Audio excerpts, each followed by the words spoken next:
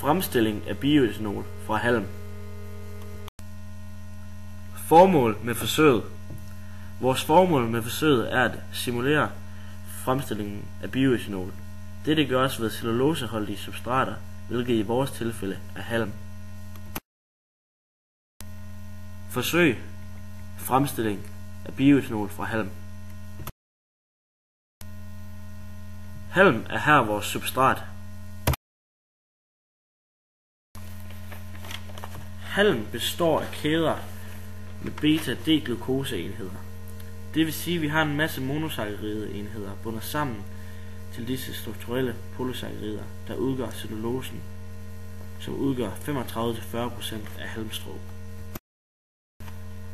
Cellulosemolekylerne består af carbon, hydrogen og oxygen, hvor den kemiske formel C6H12O6.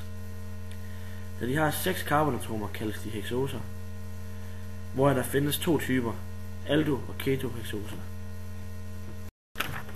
Desuden består halm også af et netværk af hemicellulose og lignin, hvor de hver udgør 20-30% og 25-30% af halmen. Hemicellulose og lignin kaldes samlet lignocellulose. Hemicellulose består af monosakkarider, hvor det mest dominerende er glukose. Det vil sige, de består af sukkermolekyler, hvilket lignin ikke gør. Lignin er det molekyle, der stiver halmen. Cellulose er svær at nedbryde til glukose. Ved nogle ringslutninger af heksose dannes der 2 stoffer kaldet alfa-D-glukose og B-D-glukose.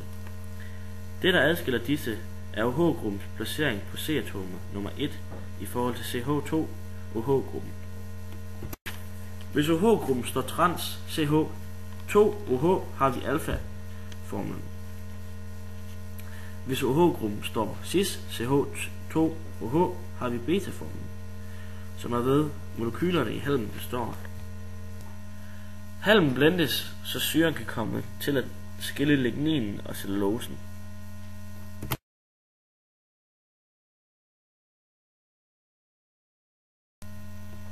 Vi skal have ca. 15 gram blendet halm. Vi skal udføre syrehydrolyse, og derfor skal vi bruge ca. 13,5 ml svovlsyre og 150 ml vand, og med dette kan vi skabe en vandig opløsning, så vi dermed kan bryde noget af den lignin, vi har i halmen, da enzymer har svært ved at nedbryde den. Apparatet fungerer således. En lille magnet kommer i substratet. Denne sørger for at omrøre blandingen ved hjælp af den magnetisme, magneten besidder, så vi ved justering af pH-værdien kan fordele syren, så en korrekt aflæsning fås med pH-måleren befindende i blandingen. Vores forbehandlede substrat hældes nu på en fin si og skylles med demineraliseret vand for at fjerne sulfatet og andre salte generelt. Blandingen kommer vi tilbage i glasset, og hertil noget citronsyre-puffer for at stabilisere pH-værdien og minimere pH-ændringen. Pufferen består af korresponderende syrebasepar. Nu skal vi udføre enzymatisk hydrolyse af cellulosen til monosakkarider. Derfor tilsætter vi 2 forskellige slags enzymer, hertil 1 ml novozyme og 4 ml cellulast. Enzymer er organiske katalysatorer, som fortrinsvis benyttes med andre organiske stoffer. Enzymer øger reaktionshastigheden, men danner intet biprodukt. Enzymer er proteiner, som hver især katalyserer specifikke reaktioner og binder specifikke substrater. Et enzym har et aktivt center, som er det sted, reaktionen finder sted. Når enzymerne er kommet i, ryster vi flasken grundigt og placerer den i varmeskabet ved 50 grader Celsius.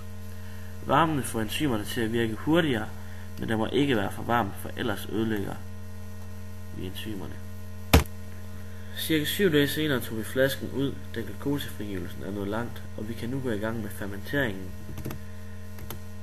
det vil sige forgæringen af heksoserne. Kolben af det hydrolyserede substrat afkøles til cirka 30 grader. Herefter skal vi tilsætte 1 gram gærekstrækt og cirka 10 gram gær, som vi kommer i flasken og ryster indtil det er opløst.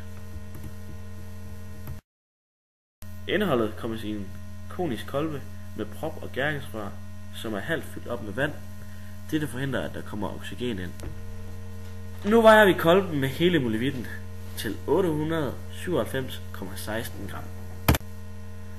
Igen placerer vi kolben i varmeskabet i cirka 4 dage, hvor vi igennem de 4 dage har målt kolben og noteret vægten ned.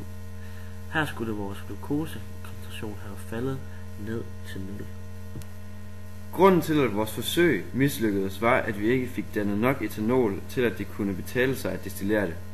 Dette kunne måske skyldes, at vi ikke havde nok halm eller tid til at lade reaktionen forløbe fuldt ud. Her foroven har vi et reaktionsskema, som viser omdannelsen af glukose til etanol og CO2. Herunder har vi så noteret vores 6 målinger af den koniske kolbe, og dertil har vi selvfølgelig datoen, vægttabet og fermenteringstiden, hvorefter vi har udregnet stofmængden af CO2 og etanol. Med dette har vi kunnet udregne massen af etanol. Med dette har vi lavet en graf af dannelsen for etanol som funktion af tid. Perspektivering. Vi kan perspektivere dette forsøg til den industrielle verden. Eksempelvis arbejder Novozymes og Danisco med fremstilling af bioetanol. De har for nylig haft gennembrud med udvikling af nogle reaktive enzymer, som er med til at skabe en bedre og hurtigere fremstilling af bioetanol. Konklusion. Vi har med vores forsøg forsøgt at rekreere den industrielle produktion af bioetanol i en mindre størrelsesorden. Vi konkluderer, at vores forsøg var i en alt for lille skala i forhold til den virkelige produktion. Vores mængder var ikke tilstrækkelige, og produktionen af bioetanol var minimal. Dette kan skyldes variabler som temperatur, mængder og tiden.